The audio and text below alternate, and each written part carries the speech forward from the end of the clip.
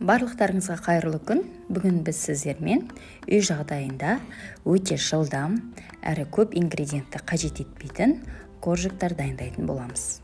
Алдымен табаққа айранды құйып аламыз. Разрыхлитель мен ас содасын салып, жақсылап араластырамыз.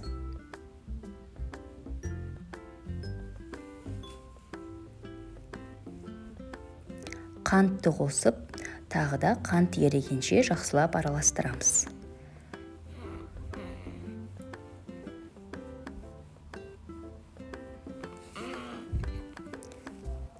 Одан кейін бір жұмыртқа мен сұйық майды қосып, тағы да қоспамызды жақсылап араластырамыз.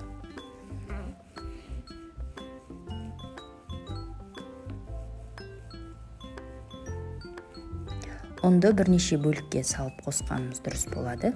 Бірінші бөлігін осылай силиконды күрекшенің немесе ағаш қасықтың көмегімен араластырсаңыз болады. Екінші бөлігін қосамыз. Одан кейін үшінші бөлігінде соңғы бөлігі ауырлап кетіп жатса, қолымызбен қамыр илесек те болады.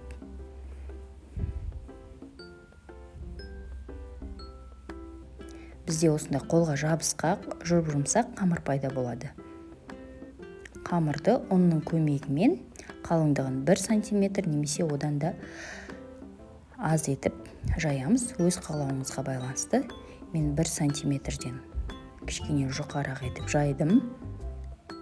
Пішінін де өз қалауларыңызға байланысты дайындап шығарсаңыздар болады. Мен осылай дөңгелек шайнекті қақпағын пайдаландым.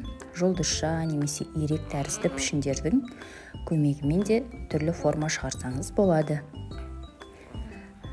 Мінекей жұмыртқаның сарысына кішкене сүт қосып, бетіне жағып шығамыз. Қызып тұрған пеште 220 градуста 15-20 минуттай қызарғанша пісіріп аламыз. Мінекей біздің жұмсақ әрі тез дайындалатын коржиктарымыз дайын болды. Міндетті түрде дайындап көріңіздер. Видео ұнаса, лайк басып менің каналыма тіркелуді ұмытпаңыз.